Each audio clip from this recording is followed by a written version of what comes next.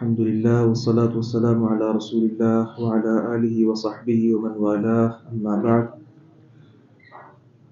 چوتھے پارے میں اللہ تبارک و تعالی نے جس طرح سورۃ البقرہ میں یہود سے خطاب کیا تھا کہ دنیا عالم کی جو امامت ہے اس سے تمہیں معزول کیا جاتا ہے، اور یہ امامت اور یہ سرداری آخری امت کو دی جاتی ہے، اسی طرح سورۃ آل عمران میں عیسائیوں سے اللہ رب العزت نے یہی بات ارشاد فرمائی ہے، اور اس ضمن میں دوبارہ سے کعبہ کی تعمیر کا اللہ رب العزت نے تذکرہ کیا ہے۔ ان اول بیت وضع للناس للذی ببکۃ مبارکہ وہدی للعالمین۔ کوئی شکوک و شبہات میں نہ رہے کہ مسلمانوں کا جو قبلہ ہے یہ کوئی نیا ہے، جبکہ اصل بات یہ ہے کہ روئے زمین پر سب سے پہلی بنائی جانے والی مسجد وہ خانہ کعبہ ہی تھا۔ اس کے کہیں بعد جس طرح صحیح البخاری میں آتا ہے کہ 40 سال بعد بیت المقدس کی تعمیر ہوئی تھی، تو اگر اللہ رب العزت نے حکم دیا کہ کعبہ کی طرف منہ کر کے نماز پڑھو تو کعبہ پہلی مسجد ہے دنیا میں، لہذا اس کے یہ شایان شان ہے کہ اس طرف منہ کر کے اہل اسلام نماز پڑھیں۔ مسلمانوں کو اللہ رب العزت نے چونکہ پوری دنیا کی امامت عطا فرمائی ہے، اس سلسلہ میں کچھ باتیں اللہ تعالیٰ نے سکھائی ہیں۔ سب سے پہلی بات تو یہ ہے کہ اہل کتاب کا ہمیں کسی طور پر بھی ساتھ نہیں دینا چاہیے، اور اس کے ساتھ ساتھ دوسرا حکم یہ ہے کہ ہم اپنی امامت کو سنبھال پائیں، سرداری کے صحیح حقدار رہیں۔ اتقوا اللہ حق تقاتہ، اللہ تعالیٰ کا خوف اور ڈر اپنے دلوں کے اندر ہم پیدا کریں جس طرح خوف پیدا کرنے کا حق ہے۔ اور تیسرے نمبر پر اللہ تعالیٰ نے فرمایا وَلَا تَمُوتُنَّ إِلَّا وَأَنْتُمْ مُسْلِمُونَ، تمہارا خاتمہ اسلام کی حالت میں ہونا چاہیے۔ یہ نہیں ساری زندگی بندہ مسلمان رہے لیکن بعد میں جا کر وہ مرتد ہو جائے۔ اسی طرح آپس میں اختلاف سے اللہ تبارک و تعالیٰ نے روکا ہے۔ اس کے ساتھ ساتھ ساری امت کی خیر خواہی اللہ رب العزت نے چونکہ وہ امت اسلامیہ کے کندھوں پر ڈال دی ہے، اس لیے فرمایا کنتم خیر امۃ اخرجت للناس تأمرون بالمعروف وتنہون عن المنکر وتؤمنون باللہ۔ تم لوگوں کے لیے نکالے گئے، اپنی اپنی فکر کسی نے نہیں کرنی بلکہ لوگوں کے لیے نکالے گئے ہو۔ لوگوں کو نیکی کا حکم دینا ہے، برائی سے منع کرنا ہے، اور اللہ رب العزت پر جو ایمان ہے اس میں مضبوط رہنا ہے۔ اس کے ساتھ ہی انسان جب اپنے نفس کو ٹھیک کر لیتا ہے، اس کے ساتھ بعض دوست ایسے ہوتے ہیں جو انسان کو خراب کر سکتے ہیں، تو اللہ رب العزت نے فرمایا لا تتخذوا بطانة من دونکم لا یألونکم خبالا، کفار سے دوستی نہیں رکھنی، کیونکہ یہ کافر لوگ کیا چاہتے ہیں کہ تمہیں نقصان پہنچا سکیں، اور کسی صورت بھی یہ آپ سے راضی نہیں ہیں۔ اگر منہ سے آپ کا ساتھ دیں تو دل ان کے آپ کے بغض کے بارے میں بہت زیادہ بھرے پڑے ہیں۔ اہل کتاب میں یہود بھی شامل ہیں اور نصارہ بھی شامل ہیں، اور آج بھی یہود و نصارہ آپس میں تو اکٹھے ہو سکتے ہیں لیکن مسلمانوں کے ساتھ ان کی دلی دوستی یہ سوچا بھی نہیں جا سکتا۔ اس طرح واضح الفاظ میں بھی اللہ تعالیٰ نے فرما دیا لا تتخذوا اليہود والنصارى اولیاء، یہود و نصارہ کو دوست مت بناؤ کیونکہ بعضهم اولیاء بعض، ان میں سے کچھ کے دوست ہیں۔ تو موجودہ دور میں یہودیوں کا ملک کون سا ہے ہم جانتے ہیں، عیسائیوں کا ملک کون سا ہے ہم جانتے ہیں، ان کی آپس کی دوستیاں تو ہیں، کیا ملکی طور پر ہمارے ساتھ کبھی انہوں نے دوستی کی ہے؟ نہیں۔ اس کے ساتھ ہی کفار سے جہاد کا اللہ رب العزت نے حکم دیا۔ اس بارے میں جنگ احد کا تذکرہ ہے۔ مسلمانوں کو اللہ رب العزت نے خبردار کیا ہے کہ اسلام قبول کرنے کا تقاضا یہ ہے کہ آپ ہر طرح سے مطیع اور فرما بردار ہو جائیں۔ اسلام کا مطلب یہ ہوتا ہے بات مان لینا، اللہ رب العزت کی بات مان لینا، اس کے نبی کی بات مان لینا۔ تو جنگ احد میں ایک بہت بڑا سبق ہمیں دیا گیا ہے، اور وہ سبق کیا ہے؟ لمحہ بھر بھی اگر آپ نے محمد رسول اللہ صلی اللہ علیہ وسلم کی مخالفت کی تو بہت بڑا نقصان تمہیں ہو سکتا ہے۔ تو آپ دیکھیں یہ جنگ احد، پیچھے احد کا پہاڑ تھا اور سامنے مسلمان تھے، اس کے آگے ایک جبل رومات ہے، آج کل بھی وہ ہے، چھوٹا پہاڑ۔ یہاں آپ صلی اللہ علیہ وسلم نے صحابہ کرام کو مقرر کیا، اور سامنے یہ کافر لوگ تھے، 3000 کا لشکر ان کا تھا، 1000 مسلمانوں کا تھا، اور یہ منافقوں کا سردار عبداللہ ابن ابی یہ مختلف باتیں کر کے کوئی 300 کے قریب اپنے لوگ واپس لے گیا تھا، جس کے ساتھ مسلمانوں کی تعداد آپ کہہ سکتے ہیں کہ تقریباً 700 کے قریب رہ گئی تھی۔ تو 700 اور کہاں 3000 کا لشکر، لیکن اللہ رب العزت نے فتح اور نصرت کے ساتھ ہمکنار فرمایا اہل اسلام کو۔ یہاں ایک خطا کیا ہوئی، آپ نے جو صحابہ کرام مقرر کیے تھے چھوٹے پہاڑ پر، ان کو یہ تلقین کی تھی کہ میرا حکم آ جانے کے بعد آپ نے یہاں سے ہلنا ہے، اس سے پہلے جو بھی ہو جائے یہاں سے حرکت نہیں کرنی۔ ہوا یہ کہ جنگ جیت رہے تھے اہل اسلام، اور کچھ نے مال غنیمت وہ پکڑنا شروع کر دیا۔ اس صورت میں وہ جو جبل رومات والے لوگ تھے انہوں نے یہ سمجھا کہ شاید ہم جنگ جیت چکے ہیں، انہوں نے بھی آ کر مال غنیمت حاصل کرنا شروع کر دیا۔ جاتے جاتے کفار انہوں نے دیکھا کہ یہ مسلمان چونکہ تتر بتر ہو گئے، انہوں نے ان صحابہ کرام پر حملہ کیا، جس کے نتیجے میں ایک بہت بڑا نقصان اس کا سامنا کرنا پڑا۔ 70 صحابہ کرام شہید ہوئے اور بہت زیادہ نقصان اٹھانا پڑا نبی مکرم صلی اللہ علیہ وسلم کی ایک بات نہ ماننے کی وجہ سے۔ بعض لوگ کہتے ہیں کہ یہ جنگ احد کافر جیت گئے تھے، جبکہ یہ بات غلط ہے۔ ہم جانتے ہیں کہ جنگ کے جو عالمی اصول ہیں، جنگ ہارنے کے لیے 3 اصول ہوتے ہیں، یا تو مخالف فریق کا جھنڈا جو ہے وہ نیچے گر جائے، یا پھر ان کی ساری فوج وہ قید بنا لی جائے، یا پھر ان کا سپہ سالار مار دیا جائے۔ یہ 3 اصول ہوتے ہیں جنگ ہارنے کے۔ ان تینوں میں سے کوئی ایک معاملہ بھی مسلمانوں کے ساتھ جنگ احد میں پیش نہیں آیا تھا۔ ہاں جزوی طور پر ایک نقصان ہوا تھا، اور یہ نقصان اللہ رب العزت نے فرمایا ہم نے اس لیے کیا تاکہ اللہ تعالیٰ مومنوں کو کافروں سے الگ کر دے۔ چونکہ کافر لوگ یہاں باتیں کرنے لگے، بالخصوص منافق لوگ، کہ دیکھا نا تم نبی کا ساتھ دینے کے لیے ادھر گئے تھے اور کتنی وہاں پہ آپ کو تکلیف اٹھانا پڑی وغیرہ وغیرہ، لیکن اہل ایمان نے کہا کہ نہیں، اس کا ہمارے ساتھ وعدہ تھا، یہ ہونا ہی ہونا تھا۔ اللہ رب العزت کی ہم تقدیر پر، باتوں پر پوری طرح راضی ہیں۔ تو یہاں سے مسلمانوں کا اور کافروں کا پتہ چلتا ہے جب اللہ تبارک و تعالیٰ آزمائش ڈالتے ہیں۔ مسلمانوں کو ساتھ ہی اللہ رب العزت نے تسلی بھی دی، کہا وَلَا تَهِنُوا وَلَا تَحْزَنُوا، پریشان مت ہو، غمگین مت ہو، وَأَنْتُمُ الْأَعْلَوْنَ إِن كُنتُم مُؤْمِنِينَ، اگر ایمان تمہارے اندر موجود ہے نا تو تم ہر وقت پوری دنیا پر غالب آ کر ہی رہو گے۔ بعض کمزور مسلمان تھے، جس طرح منافق لوگ تو چلے گئے نا عبداللہ بن ابی کے ساتھ، کچھ کمزور مسلمان جنہوں نے ابھی تک اسلام سے پوری واقفیت حاصل نہیں کی تھی، نئے نئے مسلمان تھے، ان کو بھی مختلف باتیں بنا کر، کیونکہ یہ چاتر لوگ ہوتے ہیں منافق، مختلف طرح کی باتیں بنا کر اپنے ساتھ لے گیا، تو اللہ رب العزت نے ان کو بھی یہاں تنبیہ کی، کہا لقد من اللہ علی المؤمنین اذ بعث فیہم رسولا، یہ رسول ہم نے جو تمہارے ہاں مبعوث کیے ہیں تمہارے لیے سب سے بڑا یہ اللہ رب العزت کا احسان ہے۔ تو آپ صلی اللہ علیہ وسلم کا جو مقام و مرتبہ تھا وہ ان کو بتایا کہ یہ عام بندہ نہیں ہے، بلکہ یہ اللہ کا رسول ہے اور تمہارے لیے بہت بڑی یہ نعمت ہے، لہذا اس نعمت کی قدر دانی کرو۔ ان کو ساتھ اللہ رب العزت نے نصیحت فرمائی۔ اس کے ساتھ شہداء کی عظمت اللہ رب العزت نے بیان فرمائی، کہا وَلَا تَحْسَبَنَّ الَّذِينَ قُتِلُوا فِي سَبِيلِ اللَّهِ أَمْوَاتًا بَلْ أَحْيَاءٌ عِندَ رَبِّهِمْ يُرْزَقُونَ، جو لوگ شہید ہو گئے ہیں انہیں مردہ مت سمجھو، اللہ رب العزت کے ہاں یہ زندہ ہیں اور انہیں رزق دیا جاتا ہے۔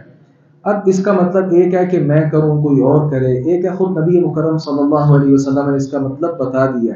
صحیح مسلم کی حدیث ہے، آپ صلی اللہ علیہ وسلم نے فرمایا کہ جو شہداء ہیں نا ان کی روحیں اللہ تبارک و تعالیٰ نے سبز رنگ کے پرندوں کے اندر ڈال دی ہیں، اور یہ اللہ تعالیٰ کا جو عرش ہے اس کے ساتھ کچھ قندیلیں لٹکی ہوئی ہیں، وہاں یہ پرندے رہتے ہیں سبز کلر کے، اور جنت میں جہاں سے چاہیں جو چاہیں کھاتے پیتے رہتے ہیں۔ تو یہ انداز ہے ان شہداء کا جو اللہ رب العزت کے ہاں زندہ ہے۔ اس کے ساتھ ہی مسلمانوں کی بہادری اور شجاعت کا اللہ رب العزت نے تذکرہ کیا ہے، ساتھ ہی دوبارہ سے یہود کی گستاخی اللہ رب العزت نے بیان فرمائی۔ اصل میں ہوا یہ تھا کہ اللہ رب العزت نے فرمایا من ذا الذی یقرض اللہ قرضا حسنا، کون ہے جو اللہ تعالیٰ کو قرض حسنہ دے گا؟ اب یہ قرض حسنہ مسلمان جانتے ہیں، ہم جو صدقہ خیرات کرتے ہیں یہ قرض ہے، ہم اللہ رب العزت کو جو دیتے ہیں، جنت میں اللہ رب العزت اس سے کہیں بڑھا چڑھا کر ہمیں عطا کرے گا، لیکن یہود اس بات کو سمجھ نہ پائے۔ اس کے متعلق تفسیر تبری میں امام مجاہد ابن جبر المکی کا قول بسند صحیح موجود ہے، فرماتے ہیں کہ ایک بار یہود کی مجلس لگی تھی اور ابو بکر صدیق رضی اللہ عنہ ان کے پاس سے گزرے، وہ آپس میں چیم گوئیاں کر رہے تھے کہ مسلمانوں کا رب کہتا ہے کہ مجھے چندہ دو. کیا مطلب؟ نعوذ باللہ اللہ فقیر ہو گیا اور ہم غنی ہیں. ظاہر ہے چندہ وہی مانگتا ہے جو فقیر ہو، اور جس سے مانگا جائے وہ غنی ہوتے ہیں، لہذا ہم غنی ہیں اور العیاذ باللہ ثم استغفر اللہ، اللہ تعالیٰ فقیر ہے، کنگال ہے، اس کے پاس کچھ نہیں ہے. ظاہر ہے ایک مومن اس طرح کی بات اللہ رب العزت کے بارے برداشت نہیں کر سکتا. ابو بکر رضی اللہ عنہ آگے بڑھے اور اس یہودی کو تھپڑ مار دیا. معاملہ نبی اکرم صلی اللہ علیہ وسلم کے پاس آیا. یہودی سارے لوگ مکر کے کہتے یہ بات تو ہم نے کی نہیں تھی. اب یہاں دیکھیں ابو بکر اکیلے رہ گئے تو اللہ رب العزت نے اس وقت آیت مبارکہ نازل فرمائی، کہا لقد سمع اللہ قول الذین قالوا ان اللہ فقیر ونحن اغنیاء. اللہ نے بات سن لی ہے ان لوگوں کی جنہوں نے کہا کہ اللہ فقیر ہے اور ہم غنی ہیں. تو اللہ رب العزت نے ابو بکر صدیق رضی اللہ عنہ کی شہادت آسمانوں سے نازل فرما دی. اس کے ساتھ ہی اللہ رب العزت کے ساتھ تعلق مضبوط کرنے کا حکم دیا ہے. یہ جو سورہ آل عمران کی آخری 10 آیات ہیں، یہ ہمیں چاہیے کہ ہم ان کو زبانی یاد کریں، کیونکہ یہ ایک دعا کے طور پر بھی پڑھی جاتی ہیں. آپ صلی اللہ علیہ وسلم رات کو جب بیدار ہوتے تھے صبح تہجد کے وقت، تو جس طرح بقیہ اٹھ کر پڑھنے والی دعائیں ہیں ان میں یہ دعا بھی بطور خاص شامل ہے. سورۃ آل عمران کی آخری 10 آیتیں آسمان کی طرف منہ کر کے یہ آیات پڑھی جاتی ہیں. تو ان کے اندر اللہ رب العزت نے اپنے ساتھ خاص تعلق اختیار کرنے کا اہل اسلام کو حکم دیا ہے. اللہ تعالیٰ کی جتنی نعمتیں ہیں ان میں ہم غور و خوض کریں. اس کے ساتھ ایک مسلمانوں کو نصیحت اللہ رب العزت نے یہ فرمائی کہ کافروں کا مال و دولت دیکھ کر یہ شہروں میں اور بازاروں میں گھوم پھر رہے ہوتے ہیں، ان کے پاس ساز و سامان بڑا زیادہ روپیہ پیسہ ہوتا ہے. لا یغرنک تقلب الذین کفروا فی البلاد متاع قلیل. یہ ان کا شہروں میں کافروں کا گھومنا اللہ تعالیٰ نے فرمایا آپ کو دھوکے میں نہ ڈال دے. یہ ان کے پاس جو ساز و سامان ہے یہ تھوڑا سا فائدہ ہے. ثم مأواہم جہنم وبئس المہاد. پھر ان کا ٹھکانہ ہمیشہ ہمیشہ کے لیے جہنم ہے. تو کافروں کی ریل پیل، ان کے پاس مال و دولت کی اور چیزیں دے کر ہمیں اپنا حوصلہ کم نہیں اس کو کرنا چاہیے. سورہ آل عمران کے آخر میں اللہ رب العزت نے 3 نصیحتیں فرمائی ہیں. یا ایھا الذین آمنوا اصبروا وصابروا ورابطوا واتقوا اللہ لعلکم تفلحون. اہل ایمان صبر کرو اور ایک دوسرے کو بھی صبر کرنے کا کہا کرو، اور اسی طرح جمے رہو مورچوں کے اندر، مطلب جہاد کی تیاری زبردست طریقے کے ساتھ کرو اور اللہ تعالیٰ کا ڈر خوف اپنے دلوں کے اندر بٹھائے رکھو. اس کے ساتھ ہی آگے سورۃ النساء ہے. سورۃ النساء جتنی چوتھے پارے کے اندر ہے اس میں اصل میں اس کا پس منظر یہ تھا کہ چونکہ 70 صحابہ کرام شہید ہوئے تھے اور یہ مدینہ کی آبادی ابھی بہت زیادہ نہیں تھی، چند لوگ تو تھے، یہ چند مکان تھے، انہی میں سے 70 لوگوں کا شہید ہو جانا یہ ایک بہت بڑا دھچکا تھا، جس کے ساتھ کئی خواتین بیوہ ہو گئیں، کئی بچے یتیم ہو گئے. تو سورہ آل عمران میں معاشرتی مسائل اور اسی طرح سورۃ النساء کے آغاز میں خانگی معاملات کی اصلاح کے متعلق اللہ تعالیٰ نے باتیں فرمائی ہیں، جس میں پہلی بات تو یہ ہے کہ یتیم بچے اور اسی طرح بیوہ جو خواتین ہیں ان کے حقوق کا اللہ تعالیٰ نے تذکرہ کیا اور کہا یا ایھا الناس اتقوا ربکم الذی خلقکم من نفس واحدہ. اللہ تعالیٰ نے تمہیں ایک ہی جان سے پیدا کیا ہے لہذا اس سے ڈرو. یہ جو معصوم چھوٹے چھوٹے بچے یتیم آپ کو نظر آتے ہیں یہ آپ کے بچے ہیں، اور اسی طرح جو بیوہ خواتین نظر آتی ہیں یہ بھی آپ کے رشتہ داروں جیسے ہی ہیں، کیونکہ تم سب کے باپ اور تم سب کی ماں ایک. اس کے ساتھ ہی اللہ رب العزت نے، چونکہ بعض لوگوں نے سمجھا کہ یہ جو یتیم خواتین ہیں ہم جتنا بھی انہیں حق مہر دے کر نکاح کر لیں تو ہم کر سکتے ہیں، تو اللہ رب العزت نے فرمایا یہ نہیں، بلکہ جو حق مہر ایک معاشرے میں رائج ہے اس کے مطابق اچھے انداز کے ساتھ تم انہیں حق مہر دے کر ان کے ساتھ نکاح کر سکتے ہو. 2 3 4 عورتوں کے ساتھ نکاح کا اللہ رب العزت نے حکم دیا، لیکن اس کے ساتھ انصاف کا، عدل کا اللہ رب العزت نے حکم دیا ہے. ایک سے زائد شادی کر لینا ظاہر ہے بعض لوگوں کے ہاں بڑا آسان ہے، لیکن عدل کے ساتھ انصاف کے ساتھ سب کو رکھنا یہ اللہ رب العزت کی طرف سے مطلوب چیز ہے. بلکہ حدیث مبارکہ میں آتا ہے جو آدمی اپنی بیویوں کے درمیان انصاف نہیں کرتا تھا کل قیامت کے دن وہ آئے گا اور اس کی ایک جانب نیچے کی طرف جھکی ہوئی ہوگی جیسے بندے کو فالج کا حملہ ہوتا ہے. اس لیے زیادہ بیویاں جس انسان کی ہے جو رکھنا چاہتا ہے اس پر لازم ہے کہ وہ انصاف کرے. پھر یہ انصاف بھی 2 طرح کا ہے. یہ انصاف ظاہری اختیار کرنے کا اللہ رب العزت نے حکم دیا ہے. باقی دلی طور پر کسی ایک بیوی کی طرف میلان ہو جانا، یہ اس پر انسان خود کنٹرول نہیں رکھتا، اس کا مالک نہیں ہے، لہذا اس میں کوئی حرج نہیں، کیونکہ نبی مکرم صلی اللہ علیہ وسلم کے بارے بھی ہم جانتے ہیں آپ کی زیادہ محبت ہماری امی جان عائشہ صدیقہ رضی اللہ عنہا کے ساتھ دیگر امہات کی بنسبت زیادہ تھی، اور یہ آپ صلی اللہ علیہ وسلم نے وضاحت فرمائی کہ یہ دل کا معاملہ ہے اور دل پر انسان کسی طرح بھی کنٹرول نہیں رکھتا۔ اس کے ساتھ جو یتیم بچے ہیں ان کا مال کھانے سے اللہ رب العزت نے منع کیا اور کہا کہ ان کا مال مت کھاؤ، جو کھائے گا وہ ایسے ہی ہے، انما یأکلون فی بطونہم نارا، وہ اپنے پیٹ کے اندر آگ بھر رہا ہے۔ تو آج بھی یتیم بچے موجود ہیں، کئی چچا، کئی ماموں، کئی خالو، پھپھڑ اور دیگر لوگ ان کی جو پرورش ہے وہ کر رہے ہیں۔ ان کا مال نہیں کھانا چاہیے بلکہ اس کو سنبھال کر رکھنا چاہیے، اور جب یہ سن رشد کو پہنچ جائے پھر ان کو مال و دولت عطا کرنا چاہیے۔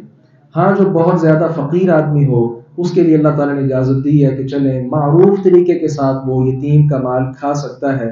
معروف طریقہ کیا ہے؟ معروف کا مطلب ہوتا ہے جانا پہچانا طریقہ، سب کو پتا ہو کہ یہ آدمی بہت کمزور ہے اور یتیم جس بچے کی یہ کفالت کر رہا ہے اس یتیم کا بہت سا مال پڑا ہوا ہے، تو یہ آہستہ آہستہ اس کو کھانے پینے کے معاملات میں صرف کرتا ہے۔ اس کے ساتھ ہی ایک بڑا زبردست اصول اللہ تعالیٰ نے وراثت کا بیان کیا ہے، کیونکہ بہت زیادہ صحابہ شہید ہو گئے تھے، ان کا مال موجود تھا، وراثت تقسیم کرنے کے جو اصول ہیں وہ اللہ رب العزت نے بیان فرمائے۔ اور یہ ایک بات یہاں میں ذکر کرتا چلوں، ایک انسان جو فوت ہو جاتا ہے، مثال ایک بندے کا نام عمران ہے اور اس کی وفات قریب ہے، وہ کیا کہتا ہے میرا مال اتنا اس کو دے دو، اتنا اس کو دے دو، یا اپنے بچوں کے متعلق ہی وہ کہتا ہے یہ فرنٹ والا پلاٹ اس کو دے دو، بیک والا اس کو دے دینا۔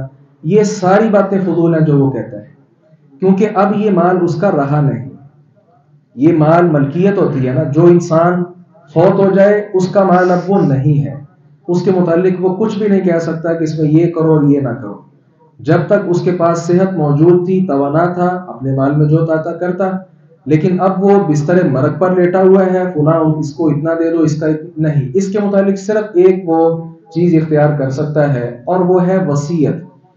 وہ وصیت کہہ سکتا ہے کہ یار میرے مال میں سے 1,00,000 روپیہ فلاں مسجد میں، فلاں ادارے میں یا فلاں غریب کو دے دینا۔ یہ وصیت بھی دیکھی جائے گی کہ اس کے مال کے 3 حصے کیے جائیں گے، ایک حصے کو ثلث کہا جاتا ہے، اس ثلث کی حد تک وہ وصیت کر سکتا ہے، اس سے زیادہ کی وہ وصیت نہیں کر سکتا ہے۔ اگر وہ کر کے جائے گا اس کی وصیت مانی نہیں جائے گی۔ اسی طرح بعض لوگ کیا کرتے ہیں، مرتے وقت اپنی اولاد کے بارے وصیت کرتے ہیں کہ فلاں بیٹے کو آگے والا پلاٹ دے دینا، فلاں کو وہ دکان دے دینا۔ یہ بات بھی غلط ہے، کیونکہ اب وہ مال آپ کا رہا نہیں، آپ اس کے متعلق کچھ نہیں کہہ سکتے۔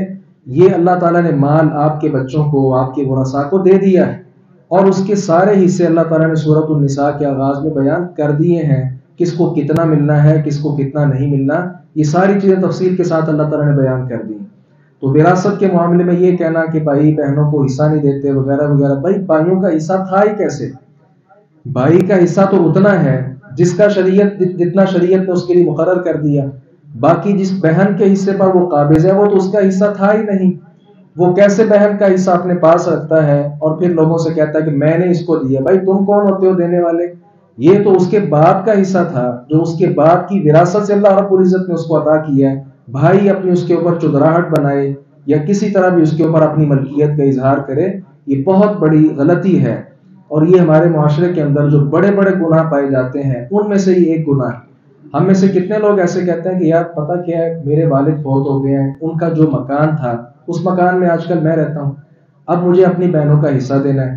ہوتا کیا ہے، مکان سے باہر نہیں نکلتا، مزید روپیہ پیسہ ہوتا نہیں ہے کہ وہ بہنوں کو، دیگر بھائیوں کو حصہ دے سکے، ساری زندگی اسی مکان پر قابض بنا بیٹھا ہے اور اپنے سارے بہن بھائیوں کا حق کھا کر کہاں جائے گا؟ یہ رسول اللہ صلی اللہ علیہ وسلم نے فرمایا جس نے کسی کی ایک بالشت زمین بھی ہتھیا لی، ایک بالشت زمین ناجائز کسی پر قبضہ کر لیا، یہ 7 زمینوں کا توق کل اللہ رب العزت اس کے گلے کے اندر ڈال دے گا۔